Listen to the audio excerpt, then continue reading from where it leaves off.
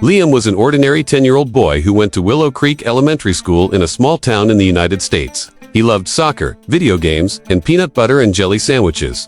Every morning, his mom packed his lunch in a bright blue lunchbox with his name on it. Inside, she always put a sandwich, an apple, a juice box, and sometimes a surprise treat like cookies or a granola bar. Liam had a good group of friends. They would eat lunch together at the same table in the cafeteria. Every day, they laughed, joked, and traded snacks. But one day, something was different. As Liam walked into the lunchroom, tray in hand, he noticed a new boy sitting alone at a corner table. The boy was skinny, quiet, and kept his eyes on the floor. He didn't have a lunchbox or tray. His hands were folded in his lap. Liam sat down with his friends but kept glancing over at the boy. He leaned toward his best friend Mason and whispered, "Hey, do you know that kid?" Mason shrugged. "Nah, must be new." Liam looked down at his lunch. His mom had packed extra potato sandwiches instead of one. He thought for a moment, then stood up. "Where are you going?" Mason asked.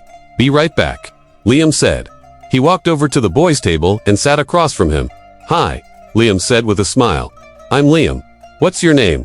The boy looked up, surprised. "I'm Eli," he said softly.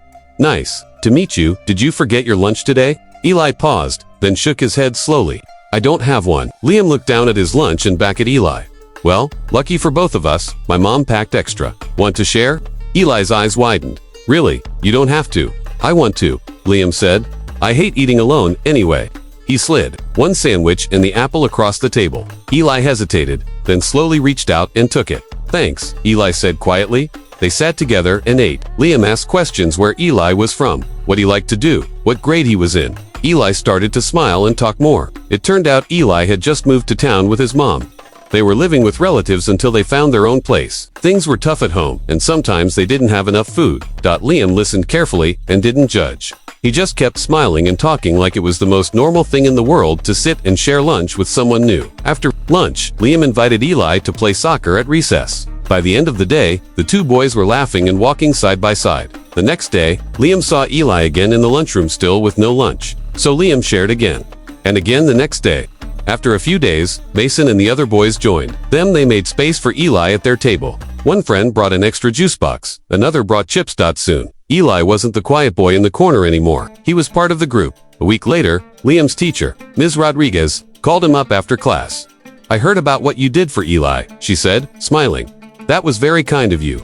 Liam shrugged. "I just didn't want him to eat alone." Ms. Rodriguez nodded. "Sometimes, the smallest things make the biggest difference. You showed real character, Liam." Liam didn't think much of it. He just knew it felt right. He would want someone to do the same for him. One afternoon, Eli brought a lunch of his own. It was just a simple sandwich in a paper bag, but he looked proud. "I packed it myself," he said, grinning. "And I brought 2 cookies. Want one?" Liam smiled and took it. "Thanks, Eli."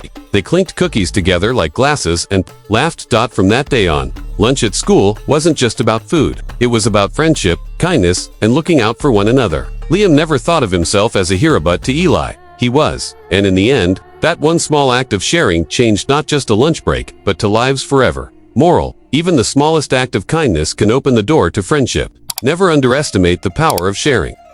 It was a warm Saturday afternoon in Chicago, and the sun was shining brightly in the sky. The trees swayed gently in the breeze, and the park was filled with laughter, families, and the smell of fresh popcorn from a nearby food cart. A boy named Jaden sat on a red and white picnic blanket near the playground. His mom had packed him a delicious lunch, a peanut butter and jelly sandwich, a small bag of chips, apple slices, chocolate chip cookies, and a cold bottle of orange juice. His lunchbox had a cool superhero on it, and Jaden loved every bite his mom made for him. While he sat eating and watching kids run around, something caught his eye. On a bench not far away, he saw a little girl, maybe around 6 years old, and a small boy, probably her younger brother. They were sitting very still. The girl had her arms around her brother like she was trying to keep him warm, even though it wasn't cold. Jaden noticed something else. They had no food, no lunchbox, no snacks, nothing. The little boy kept looking toward the other kids eating with their families. The girl whispered something to him and patted his shoulder. Jaden felt a strange tug in his heart. He picked up his juice and took a sip, but the food didn't taste as good anymore. "Mom," Jaden said, turning to the woman reading a book beside him, "do you think those kids over there are okay?" His mom looked up and followed his eyes. She saw them too quiet, tired, and clearly hungry. "I don't know," she said softly, "but they do look like they might need some help." Jaden thought for a moment. Then he said, "Can I go ask them if they want to eat with me?" His mom smiled gently.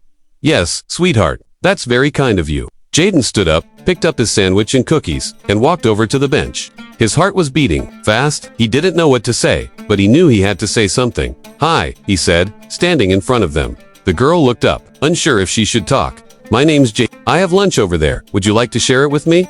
The girl hesitated. "Are you sure? We don't want to take your food." Jaden smiled. "I brought plenty. My mom always packs extra, just in case." The girl looked at her brother, then back at Jaden. "Okay, thank you." Jaden led them back to the blanket. His mom waved at them kindly. He handed each of them half a sandwich and gave the little boy a cookie. They sat together in the grass. The girl's name was Maya, and her little brother was Caleb.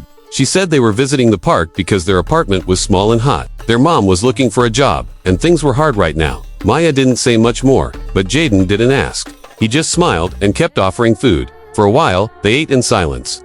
Then Caleb asked, "Do you like superheroes?" Jaden grinned. "I love superheroes. My lunchbox has one. Want to see?" He showed it to Caleb, who laughed. "That's so cool." Jaden handed him the lunchbox and let him hold it. Caleb hugged it like it was a treasure. Soon they were talking like old friends about cartoons, school, favorite snacks, and silly things like how fast you'd have to run to fly. Jaden's mom watched them from her spot and wiped a small tear. From her eye, she had never been prouder. After lunch, they all went to the playground. Jaden pushed Caleb on the swing while Maya slid down the big slide. For a little while, they weren't kids with problems or worries. They were just kids, having fun. When it was time to leave, Maya stood quietly and said, "Thank you, Jaden. No one's ever shared like that before." Jaden shrugged. "You're welcome. I hope we see each other again." Maya nodded and held Caleb's hand. They walked away slowly, but both of them looked a little happier, a little stronger. Walked back to his mom. "You did something really good today," she said, giving him a hug. Jaden smiled. "I just shared my lunch." His mom kissed the top of his head. "Yes, but sometimes, a sandwich means more than just food. It means someone cares." That night, Jaden told his dad the whole story over dinner. And when he went to bed, he felt warm inside, not from the summer heat, but from something even better, kindness. Moral: when you share with someone who has nothing, you're not just giving food, you're giving hope.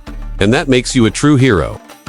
It was one of the coldest days of the year in New York City. The streets were covered in snow, and the wind blew so hard that people wrapped their scarves tighter and hurried along the sidewalks. Everyone wanted to stay warm. Noah Boyd was walking to school wearing his thick winter jacket, a red scarf, and blue gloves. He held his lunchbox tightly in one hand and carefully stepped around icy patches on the sidewalk. Inside, his lunchbox was a special meal his mom had made. A warm thermos of chicken noodle soup, 2 pieces of buttered bread, an apple, and a chocolate bar. Noah's mom always said, "Warm food keeps the heart warm too." Noah smiled, thinking about it as he turned the corner near his school. He noticed something that made him stop. Sitting on a bench near the bus stop was a man in an old coat. His clothes were torn, his shoes were soaked, and he didn't have any gloves. He looked very cold. His hands were shaking as he held them close to his chest. His face was red from the freezing air. Noah slowed down and stared for a moment.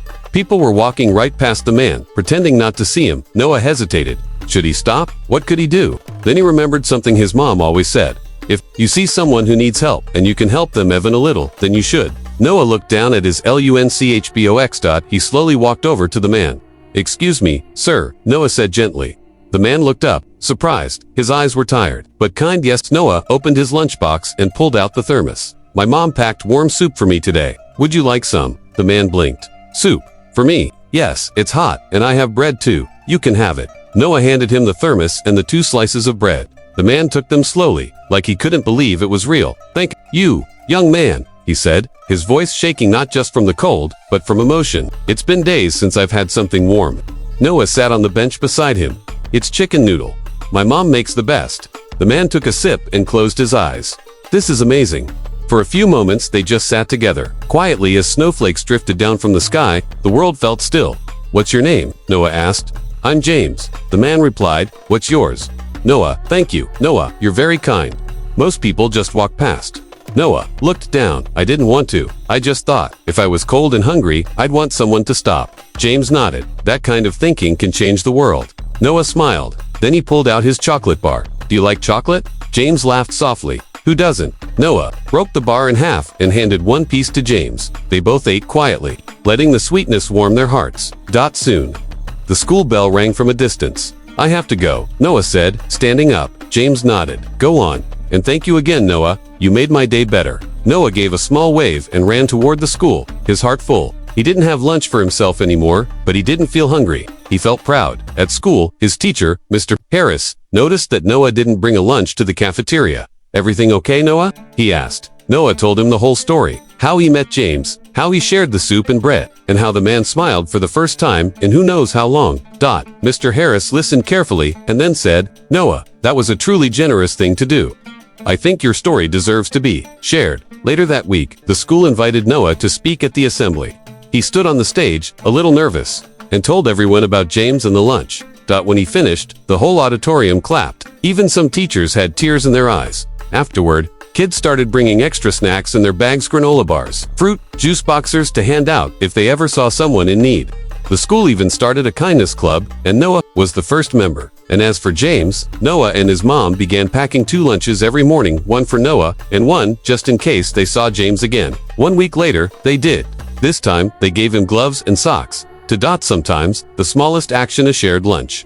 A warm cup of soup can create ripples of kindness that spread across a whole community. And it all began with a boy who saw someone in need and chose to care. Moral: a warm meal may feed a body, but kindness feeds the soul. Never be afraid to care, even if you're just a kid.